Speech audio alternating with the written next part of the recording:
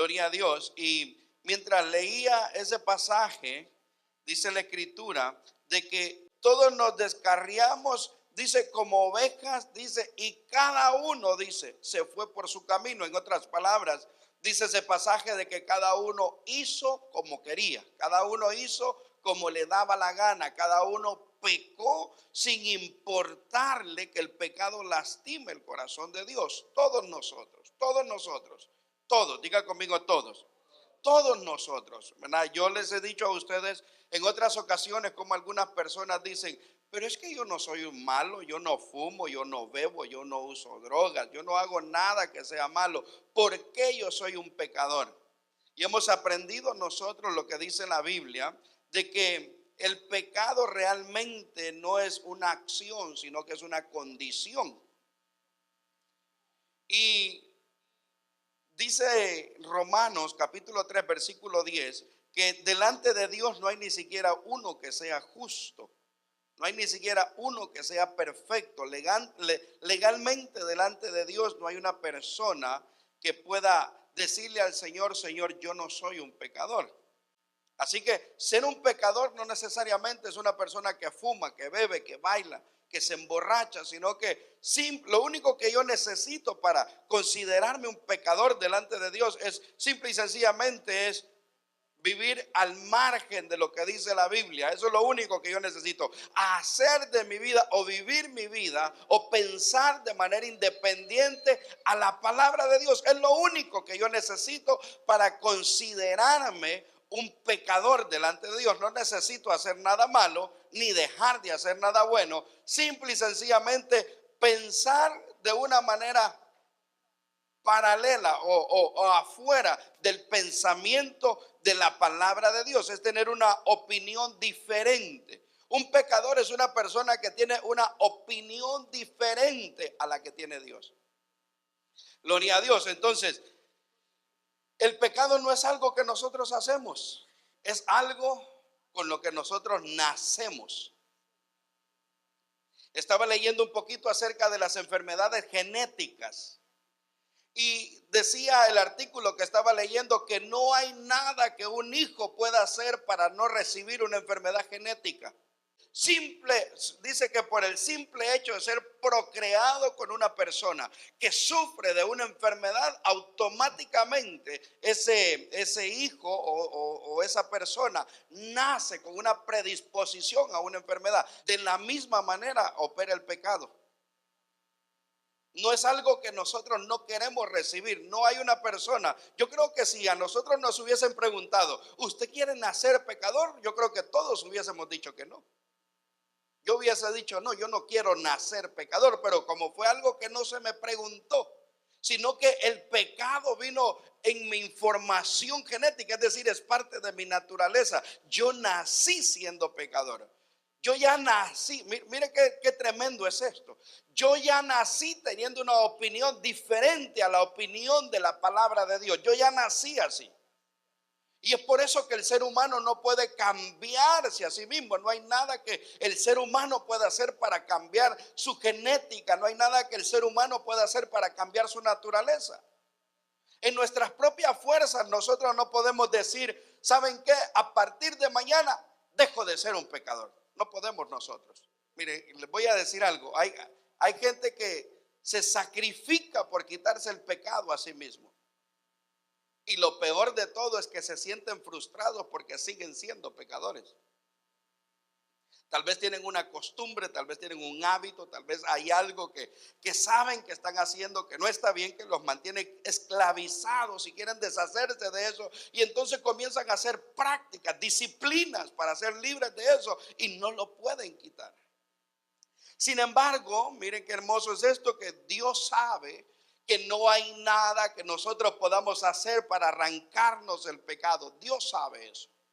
Dios sabe de que una vez que se tomó la decisión de ir en contra de su consejo, a partir de ese momento los que nacieron después nacieron con ese estigma, con esa mancha, con esa información en su naturaleza. No hay nada que nosotros podamos hacer. Así que note lo que hace Dios. 700 años antes que Jesús nazca, habla a través del profeta y nos habla a nosotros de cuál es la dinámica para poder erradicar la maldición del pecado en la vida del ser humano. Y entonces en Isaías 53 nos habla a nosotros acerca de la persona de Cristo, del Mesías. Nos está diciendo que va a poner, dice, en el lugar de alguien voy a poner a otra persona. Dice, las ovejas descarriadas, y más adelante en el próximo versículo habla del cordero. Es decir, de que las ovejas descarriadas que somos nosotros, o que nosotros fuimos en algún momento, éramos las que teníamos que recibir el castigo de la ley por haber pecado. Sin embargo, como Dios entiende la dinámica, dice, a estas ovejas descarriadas que hacen lo que se les da la gana, no las puedo poner en el lugar donde tal vez deberían, de acuerdo a la ley. Entonces voy a poner en lugar de ellas un cordero. Mire que si ustedes leen despacio ese pasaje, dice de que él no abrió su boca. Como cordero no abrió su boca, no se defendió. Las descarriadas hubieran pataleado, hubieran puesto a decir, no, es que no fui yo, eso no es mío. Mire, casi que se lo juro. Pero Dios quitó las descarriadas y puso el cordero. Esa es la dinámica en la que Dios perdona el pecado del mundo. Ese es el evangelio. Ese es el evangelio. Eso es lo que la gente no logra entender. Yo no sé por qué el ser humano se esfuerza en practicar una religión para estar bien con Dios, y Dios lo que hizo fue, mira, no tenés las habilidades, no tenés la capacidad, no tenés la fuerza de voluntad para vivir a la altura mía. Así que lo que yo hice fue, te quité del banquillo de los acusados, y en ese lugar yo puse a mi hijo, y el castigo tuyo lo puse sobre los hombros de él, para que entonces él sufriera lo que tú tenías que sufrir. Pero esa fue la dinámica de Dios, mire, para arrancar nuestro pecado. Dice la Biblia, al que nunca cometió pecado, al que nunca cometió pecado. Sin embargo, dice la Escritura de que Jesús, dice, fue ajusticiado. Es decir, que Él tomó la culpa de nosotros. Él tomó lo que nos pertenecía a nosotros y lo sufrió Él. Segunda de Corintios 5:21 dice que lo que Dios hizo con Jesús, me gustó esta versión, porque dice segunda de Corintios 5:21 que lo que Dios hizo con Jesús fue, quien nunca pecó, dice esta versión, fue que lo puso como ofrenda por nuestro pecado. Eso fue lo que Dios hizo. Agarró a Jesús que nunca pecó, y estábamos nosotros en el otro lugar que habíamos pecado de todas las maneras habidas y por haber. Y entonces Dios dijo, espérate, voy a quitar a estos que son pecadores, y en el lugar de ellos entonces voy a poner a uno que nunca ha pecado. A él lo voy a poner como ofrenda, para que entonces los pecados de estos sean perdonados. Ese es el evangelio, gloria a Dios. Solamente entonces nosotros podemos entender de que solamente el sacrificio de Jesús es lo único que puede arrancar el pecado de una persona. Lo único que una persona tiene que hacer para recibir sus pecados, para que sus pecados sean perdonados, es arrepentirse, es confesarlos y es creer. Son las tres cosas que una persona necesita. Arrepentimiento, hemos aprendido nosotros, es cambiar nuestra manera de pensar y cambiar la manera de vivir. Confesarle a Dios y decirle, Señor, he pecado en contra tuya. Y después creer, eso es importante. Creer que el sacrificio de Dios es más que suficiente para que nuestros pecados sean perdonados.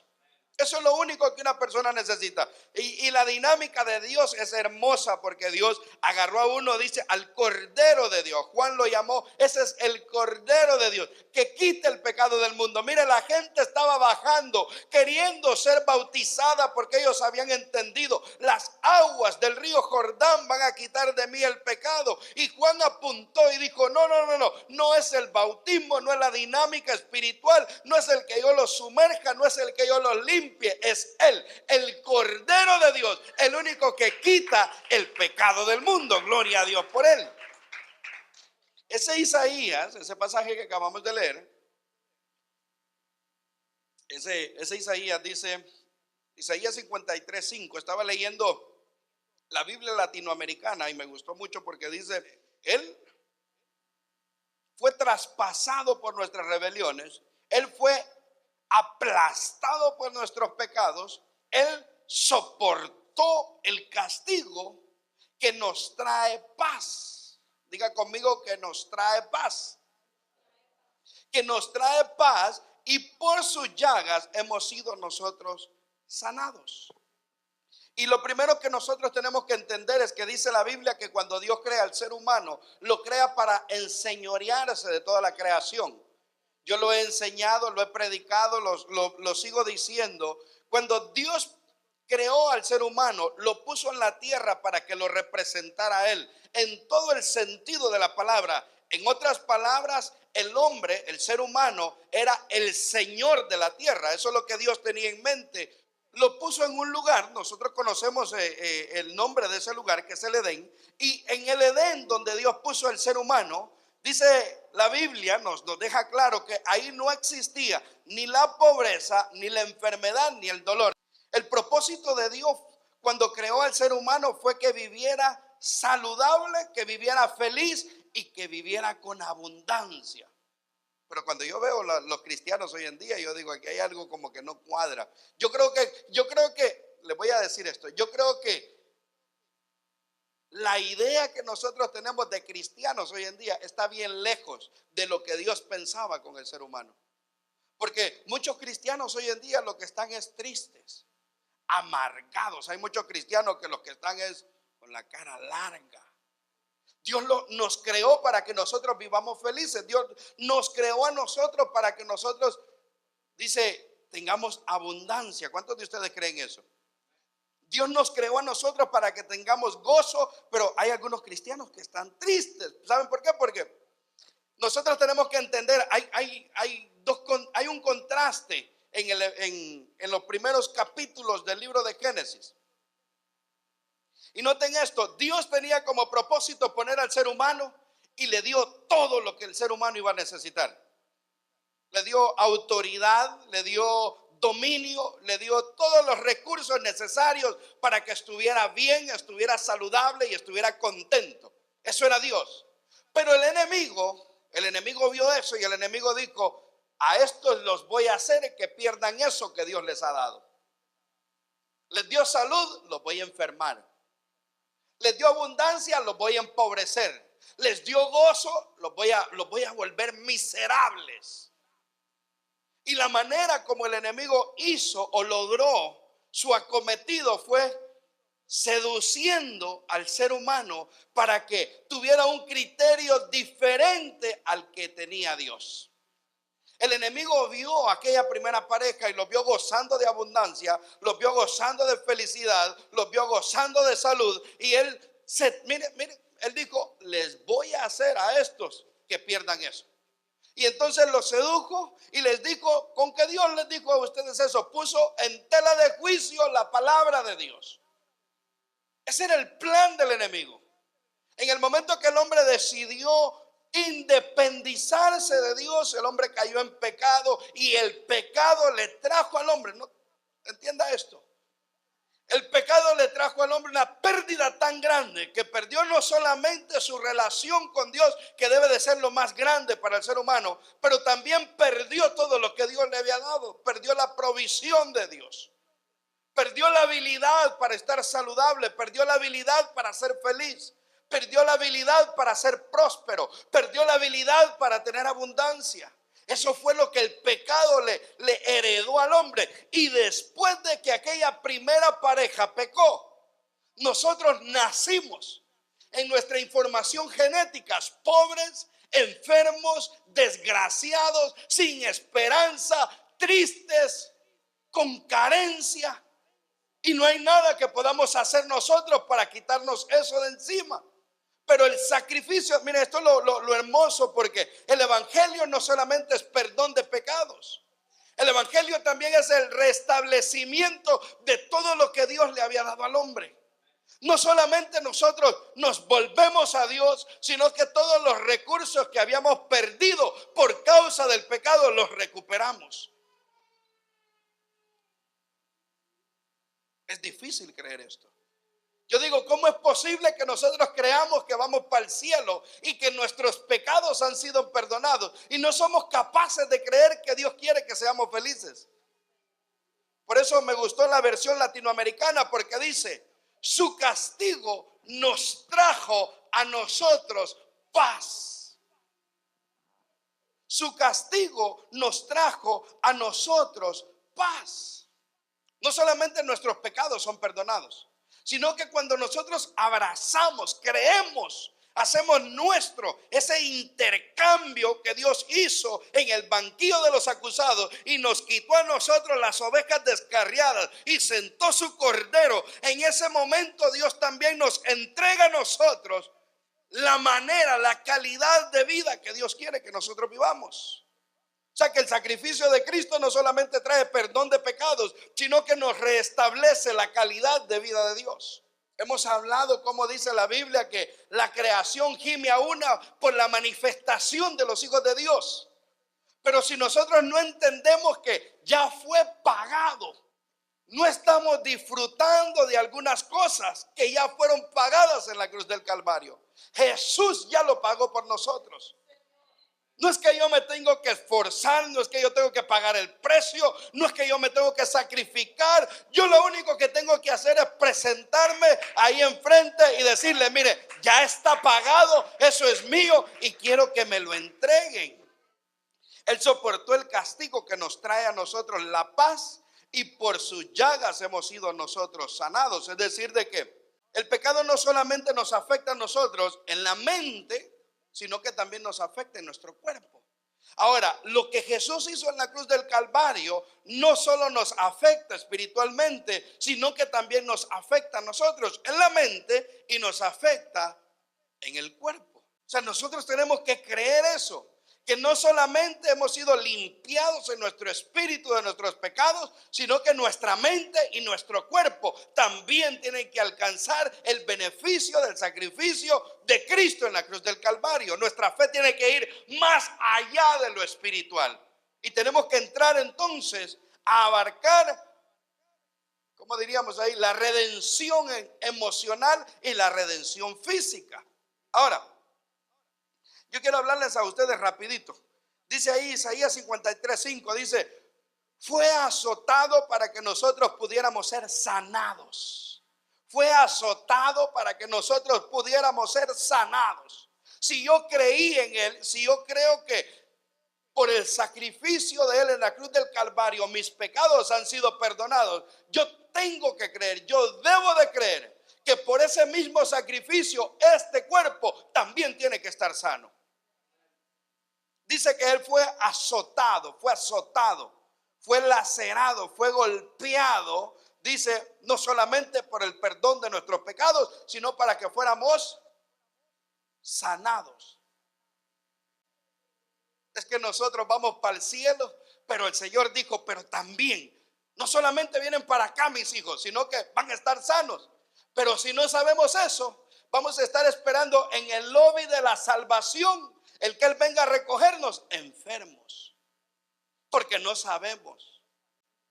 Mire, una persona que nace de nuevo, una persona que ha creído y que ha recibido a Jesús como su Señor y como su Salvador, es una persona que tiene el derecho a reclamar sanidad en su cuerpo. Yo estaba pensando, ¿qué es lo que más nos agobia a nosotros? ¿Qué es lo que más nos agobia a nosotros? Una de las cosas que más agobia al ser humano es la salud. No hay nada peor que estar enfermo. Uno puede tener la casa más linda, uno puede tener los carros más lindos, uno puede tener el cónyuge más lindo, uno puede tener los hijos más lindos, pero si uno está enfermo no puede disfrutar de nada. Esa es una maldición que vino por causa del pecado. Pero si nos restablecieron a nosotros y nos perdonaron el pecado, nos devolvieron la salud. Eso tenemos que reclamarla. Soy sano en el nombre de Jesús. Soy sano en el nombre de Jesús. Soy sano en el nombre de Jesús. Soy sano en el nombre de Jesús. Hay gente que se apropia de las enfermedades.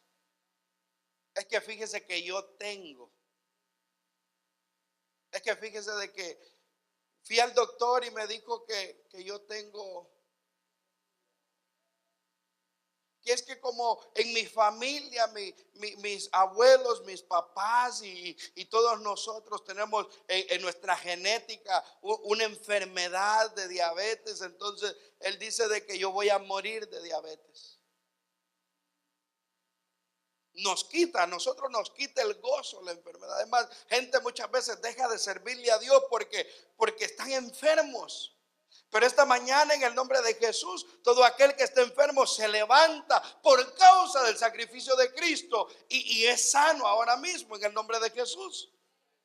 En el nombre poderoso de Jesús. Mire, eso nosotros tenemos que reclamarlo.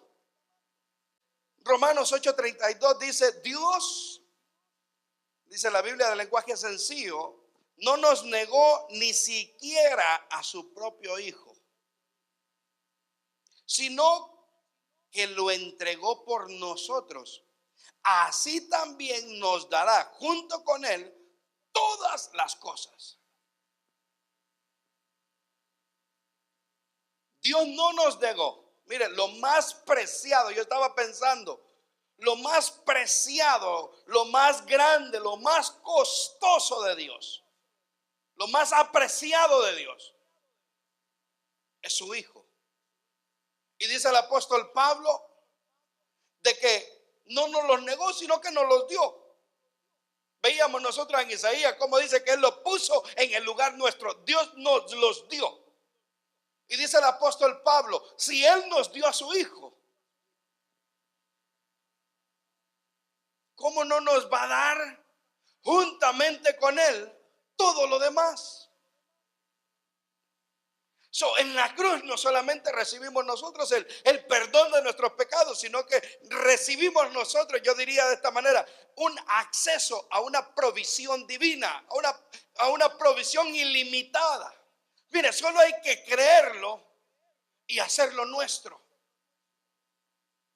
Si hay necesidad de algo, mire, si hay alguien que en este momento tiene necesidad de algo, este es el momento para decirle al Señor: Señor, si yo ya creí, si yo ya recibí el regalo más caro, más costoso, más grande que tú tenías, que es a tu Hijo, Señor, y tu palabra dice que juntamente con Él me vas a dar todo lo demás.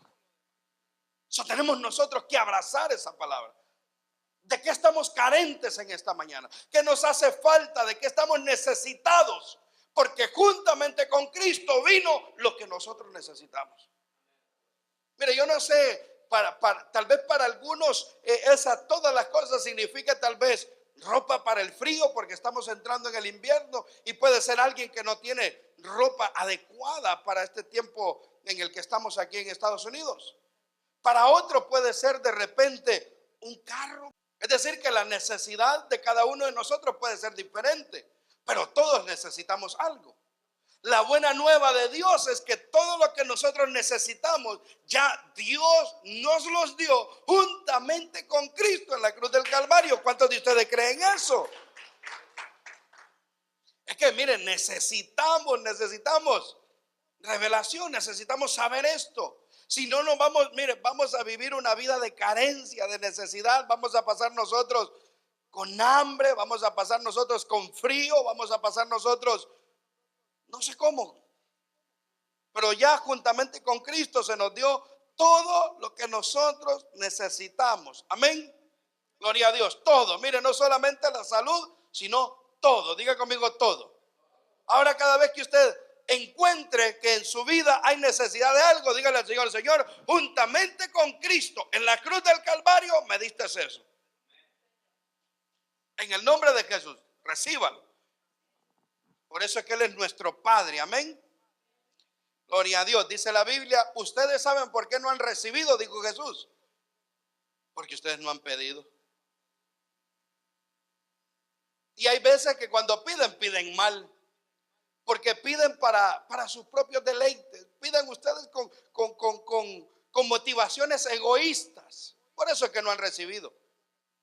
Si le estamos pidiendo a Dios para restregarle en la cara a otra persona, el Señor dice: no, pero entonces no te puedo dar, porque todavía no sabes para qué lo necesitas. Ahora, cuando nosotros entendemos que lo que necesitamos lo queremos primeramente para exaltar el nombre del Señor, el Señor va a decir: sí, toma, aquí está. Miren, ¿Saben qué es lo más hermoso de Dios? ¿Saben qué es lo más hermoso de Dios? Que Dios siempre que nos da algo nos permite gozar de eso que nos da. Eso es lo más hermoso de Dios. Pero tenemos nosotros que pedir como conviene, dice la Biblia. Segunda de Corintios 8, versículo 9. Porque ya conocéis la gracia de nuestro Dios, de nuestro Señor Jesucristo, que por amor a vosotros se hizo pobre, siendo rico, para que vosotros con su pobreza fueseis enriquecidos. Nosotros tenemos ese falso concepto de que humildad tiene que ver con pobreza. Y yo les digo algo, no hay una cosa más grande que ver un rico humilde. Eso es hermoso, pero ver un pobre humilde, yo creo que cuesta más encontrar un pobre humilde que un rico humilde. Muchas veces los pobres son más soberbios que los mismos ricos. Ahora, ya sabéis, dice la gracia de nuestro Señor Jesucristo, que por amor a vosotros, mire, un cambio, agarró las ovejas descarriadas pobres y el Cordero de Dios que era rico ocupó el lugar de las ovejas descarriadas pobres para que la pobreza de las ovejas descarriadas cayeran sobre el Cordero y las riquezas del Cordero de Dios vinieran sobre las ovejas descarriadas. Esa es la gracia de Dios. Ya conocéis la gracia de vuestro Señor Jesucristo. Dice, para que vosotros, dice, con su pobreza fueseis enriquecidos. Una persona, me gustó lo que decía en un artículo un hombre adinerado en relación a la riqueza, y él decía, para mí ser rico es tener lo que yo necesito y un poquito más para compartir con los que no tienen. Ese era el concepto de riqueza de él. Y ese es el concepto de riqueza de Dios. Cuando la Biblia dice de que Jesús se hizo pobre para que nosotros seamos enriquecidos y nosotros vivamos en abundancia, lo que estaba en la mente de Dios es que nosotros tengamos más de lo que nosotros necesitamos para compartir con los que tienen necesidad. El Señor no estaba pensando en que nosotros vamos a andar en carros deportivos lujosos, ni que vamos a vivir en mansiones y que vamos a andar con trajes costosos, zapatos costosos o con prendas costosas. Dios no estaba pensando en eso. El Señor estaba pensando en, les voy a dar más que suficiente. Les voy a dar a ustedes no solamente lo que necesitan para vivir, sino que voy a poner sobre ustedes más para que entonces al que está con necesidad ustedes le puedan compartir. Eso es lo que dice la Biblia en Malaquías capítulo 3 versículo 11, 12 y 13. Voy a abrir las ventanas de los cielos y les voy a dar una bendición sobreabundante. Es decir, para que ustedes tengan lo que necesitan y les sobre para darle a otro. El problema es que los cristianos queremos ser ricos, pero no queremos darle a nadie. Muchas veces tenemos problemas con darle a Dios lo que es de Dios. Mire, el principio de riqueza comienza con el diezmo. Eso es lo que desata la riqueza. Le comenzamos a dar a Dios lo que es de Él. Entonces el Señor dice, entendió lo que es la abundancia. Entonces le voy a dar más. No está hablando aquí de ser millonarios, de andar grandes cadenas ni grandes relojes de oro. No, está hablando de tener para compartir con el necesitado. Hay gente que se ofende cuando se le dice que la pobreza es una maldición. Hay gente que se siente, pero especialmente la que está pobre. Y mire, hay tiempos de pobreza y yo he pasado tiempos de pobreza, yo he pasado tiempos de carencia, he pasado tiempos de necesidad, los he pasado. Y no han sido buenos tiempos tampoco. Tampoco es que me los he disfrutado. Pero algo que he entendido es que Dios no me dejó ahí todo el tiempo. Había algo que Dios me quería enseñar en medio de la carencia. Y una de las cosas que Dios me enseñó en medio de la pobreza, en medio de la necesidad, fue a apreciar lo que Dios me daba. ¿Por qué? Porque muchas veces tenemos en abundancia y usamos la abundancia en nosotros mismos, no la usamos en las personas que tienen necesidad. Muchas veces Dios nos da más de lo que nosotros necesitamos para que a través de nosotros bendecir a otros, pero nosotros nos quedamos con la bendición del otro. Entonces, he pasado por tiempo de carencia, hemos pasado por tiempo de necesidad y Dios nos ha enseñado a saber administrar lo que Él nos da a través del tiempo de pobreza. Pero la pobreza tiene que ser, mire, momentánea, tiene que ser pasajera, tiene que ser como una lección nada más, tiene que ser como una escuela. Ya aprendí, Señor, es tiempo de salir. Dice la Biblia, mire, dice esto: en lo poco has sido fiel. Es decir, de que hay tiempo de estar en carencia. En lo poco has sido fiel. Te di poco por un tiempo para poder probar tu fidelidad. Pero como fuiste fiel, entra en el gozo de tu Señor. Dice que se le multiplicó a aquel que en la carencia, en lo poco, había sido fiel. Denle un aplauso al Señor por eso. Yo quiero dejar en el corazón de ustedes de que lo que Jesús hizo en la cruz del Calvario no solamente es el perdón de nuestros pecados, sino que rompió otras maldiciones que también afectan el bienestar nuestro. A través de ese sacrificio, mire, rompió la maldición de la enfermedad.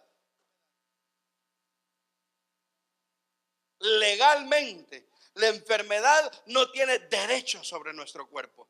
¿Por qué? Porque ya está a pago. Ya está a pago. Legalmente, la pobreza no tiene derecho en la vida de nosotros. ¿Por qué? Porque ya está a pago. Legalmente, la necesidad no tiene derecho en nuestra vida, porque legalmente ya está a pago. En el nombre de Jesús. Y es posible que nosotros en esta mañana, que estamos en este lugar, o que tal vez están escuchando la palabra a través de Facebook o a través de YouTube, están privados de algo que tal vez ya Dios ya se los dio. Que están en el otro lado, en el área espiritual, que lo único que necesita es un corazón, una boca con fe que los reclame en la dimensión natural. Vamos a ponernos sobre nuestros pies, vamos a orar en esta mañana y vamos a reclamar lo que nosotros necesitamos en el nombre de Jesús. Yo no sé con qué necesidad habrán venido. Yo no sé qué será lo que tal vez esta mañana luchó con ustedes para dejarlos en su casa, para dejarlos en su cuarto, para dejarlos tirados en la cama. Yo no sé cuál fue el pensamiento, yo no sé cuál fue la lucha. Tal vez a algunos los venció, a ustedes que están en esta mañana, en este lugar no los venció, pero tal vez a otros sí los venció. Tal vez la enfermedad los venció. Tal vez el dolor físico, o tal vez un dolor en el alma, no sé, una tristeza profunda, tal vez una depresión, yo no sé qué fue. En el nombre de Jesús, yo no sé con lo que están batallando: carencia, pobreza, necesidad, soledad. En el nombre poderoso de Jesús vamos a orar. Y vamos a hacerlo con fe en el nombre de Jesús en esta mañana. Hay una verdad. Conocerán la verdad, dice la Biblia. Y la verdad es el medio. La verdad es la herramienta. La verdad es lo que activa la mano de Dios. Conocerán la verdad y la verdad los hará libres. Los hará libres de la enfermedad. Los hará libres de la pobreza. Los hará libres de la necesidad. La verdad los hará libres. En el nombre de Jesús vamos a orar esta mañana. Yo soy la puerta, dijo el Señor, y nadie puede venir al Padre si no es a través de mí. Tus pecados no pueden ser perdonados sin creer en Él. Tu salud no puede ser recibida sin creer en Él. La abundancia no puede visitar tu casa sin creer en Él. Las cosas que necesitan no pueden llegar a ti sin creer en Él. En el nombre de Jesús. Lo único que necesitas es arrepentirte, tomar la decisión. No es responsabilidad de Dios que tu casa esté como está. No es responsabilidad de Dios que tu vida esté como está. Tú tienes que tomar la decisión. En el nombre de Jesús, toma la decisión esta mañana y arrepiéntete. Arrepentirse es tomar la decisión de vivir una manera diferente. Confiésalo, dile ahí donde estás: Señor, he pecado contra ti, reconozco que soy un pecador. Confiesa tu condición. Ahí donde estás, dile: Señor, perdóname. Necesito tu perdón, necesito la reconciliación, necesito volver. Ahí donde tú estás, dile: yo creo que ese sacrificio en la cruz es el portal de bendición, de bienestar, de salud, de perdón de pecados. No necesitas una religión, necesitas a Jesús en tu corazón. Ahí donde tú estás, toma la decisión esta mañana